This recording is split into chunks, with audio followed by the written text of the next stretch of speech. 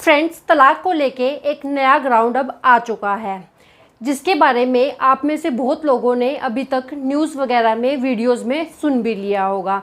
और ये जो नया ग्राउंड है, ये हिंदू मैरिज एक्ट के सेक्शन 13 के अंदर नहीं दिया गया है। ये कोई नया ही ग्राउंड है और ये जो ग्राउंड है ये आपके लिए बहुत यूज़फुल हो सकता है। तो फ्रेंड्स, आज की इस वीडियो में हम इसी नए ग्राउंड के बारे में डिस्कस करेंगे। इस ग्राउंड से रिलेटेड लेटेस्ट हम जजमेंट के बारे में जानेंगे और क्या है ये नया ग्राउंड, इस बारे में भी हम इस वीडियो में डिस्कस करेंगे। तो फ्रेंड्स, वीडियो में आगे बढ़ने से पहले अगर आपने हमारे चैनल लीगल स्टोर हाउस को अभी तक सब्सक्राइब नहीं किया है तो चैनल को सब्सक्राइब कर लें, दिए गए बेल आइकन को भी ऑन कर लें ताकि लॉ से रिलेटेड जो भी हमारी वीडियोज़ हैं उनकी नोटिफिकेशन आप तक पहुँचती रहे। तो फ्रेंड्स, वीडियो में आगे बढ़ने से पहले एक इम्पोर्टेंट अनाउंसमेंट। अगर आपके जीवन में भी कोई कानूनी समस्या है और आपको अपनी कानूनी समस्या का समाधान चाहिए तो आप मुझसे और मेरी टीम से ऊपर दिए गए नंबर पर कॉन्टैक्ट करके अपनी कानूनी समस्या का समाधान घर बैठे ही पा सकते हैं। तो फ्रेंड्स, बिना किसी देरी के शुरू करते हैं इस वीडियो को।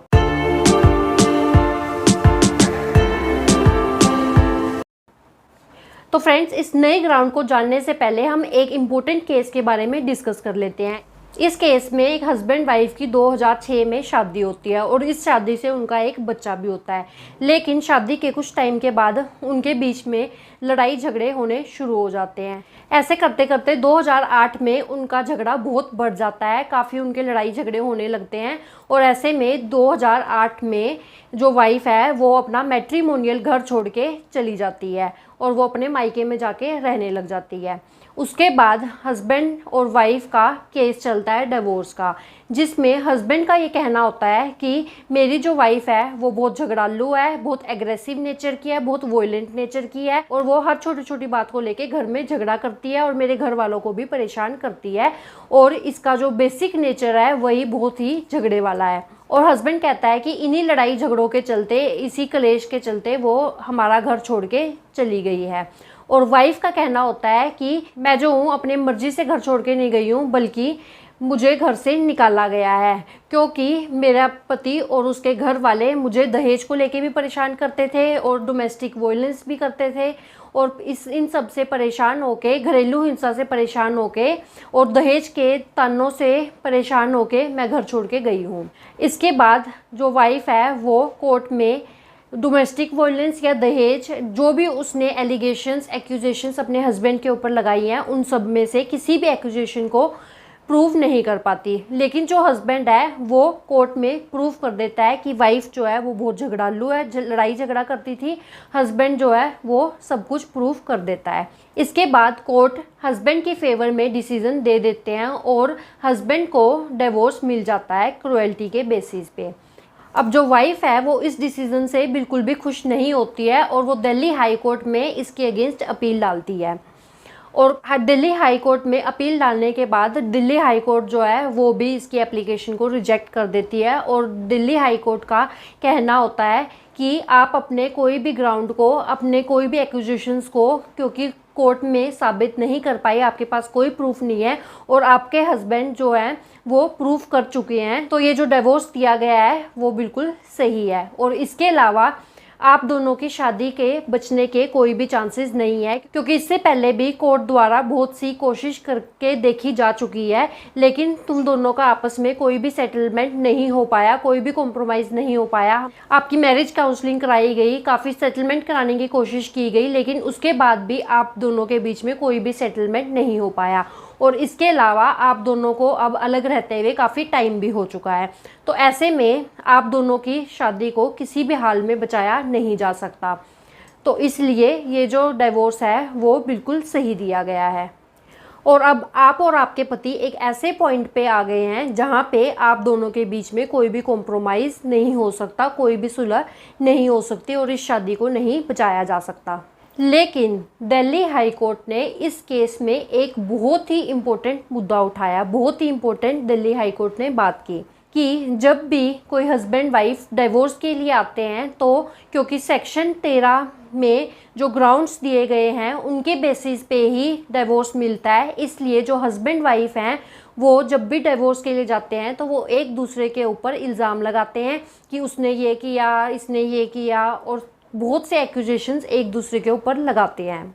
लेकिन दिल्ली हाई कोर्ट ने एक बहुत ही इम्पोर्टेंट बात की कि अगर कोई हस्बैंड वाइफ के बीच में कोई झगड़ा होता है और वो तलाक लेना चाहते हैं तो ज़रूरी नहीं है कि इसमें किसी की गलती हो।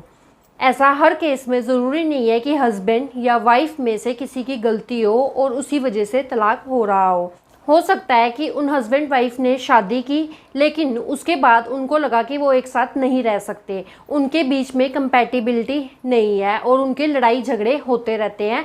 थोड़ी छोटी छोटी बातों पे लड़ाई झगड़े उनके चलते ही रहते हैं और उनका एक साथ रहना अब पॉसिबल नहीं है। लेकिन इसमें किसी की कोई गलती नहीं है, कोई डोमेस्टिक अब्यूज़ नहीं हुआ है, कोई एडल्ट्री नहीं है, कोई क्रुएल्टी नहीं है, कोई भी ऐसा रीज़न नहीं है जिसके वजह से तलाक लिया जा रहा है, लेकिन फिर भी वो एक साथ नहीं रह सकते कंपैटिबिलिटी इश्यूज़ की वजह से।